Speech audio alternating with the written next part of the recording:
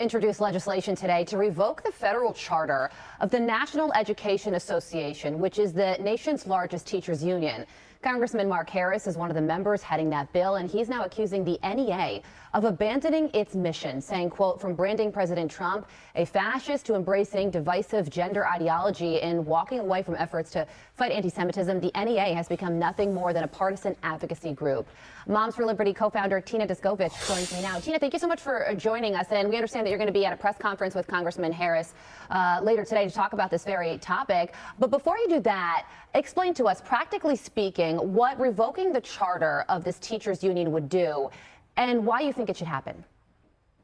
The National Education Association is the only union in the United States of America that has a federal charter. They've had that privilege since 1906, and we are very grateful to Congressman Harris for taking this stand today and filing this legislation.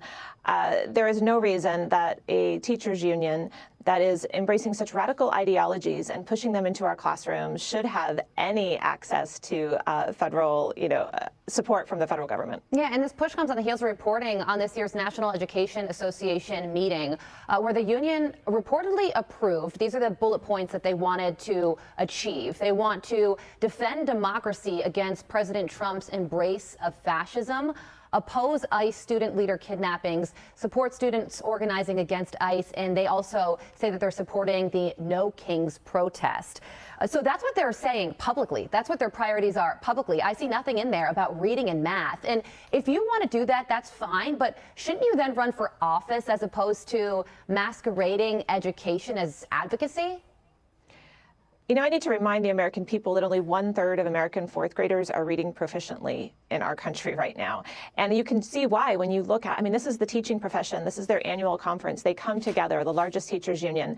They don't vote on anything that has to do with education, and they haven't for quite some time. Moms for Liberty launched in 2021. We've been following them closely since then. And then years prior, they have voted to defund the police. They have the only time I've seen them vote on curriculum or something that had to do with education was when they voted to decolonize the curriculum. And so this isn't a one-time thing. This isn't just this year. They've decided to become radical. They've been doing this for a very long time. Parents are saying no more. We are not going to allow this in the American classrooms anymore. We want our children to learn to read and to write and to do math and learn science and become good civic citizens of this United States. And that is not going to happen as long as these radical teachers are the ones in the classroom. And we can't have the federal government supporting this type of behavior. Yeah, you mentioned it. The nation's report card shows that children are struggling in math and reading proficiency. Fourth grade, 39%, eighth grade, 28% in math, and fourth grade in reading, a 31% in eighth grade at a 30%. And when it comes to this teachers union meeting, Tina, there was one teacher who said, shouldn't we be focusing on education? And apparently somebody told her, we don't have time for that. We have to fight Trump. So clearly this is trickling down into the classroom. Would the solution be school choice? How do parents who are worried about this go about fighting back?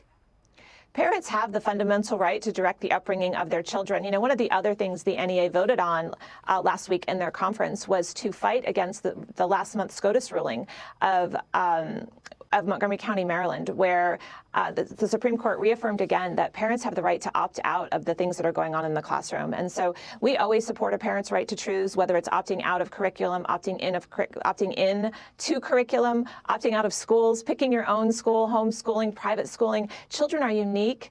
They are individuals. They deserve to have the quality education that best fits them. And, the teachers union is just trying to defend this institution that's outdated, that they have single-handedly destroyed by completely neglecting things like phonics and focusing on what's being taught in the classroom and how it's being taught. Instead, they're focusing on things like President Trump. And we forgot to mention that in their resolution, they voted on saying they were going to call President Trump's policies all fascist policies. They actually misspelled fascism. Yeah. I saw that as well. That was a good point to bring up. You're in Washington for a reason, hoping to pull this federal charter from the nation's largest teachers union. So we will be watching how all of this unfolds as the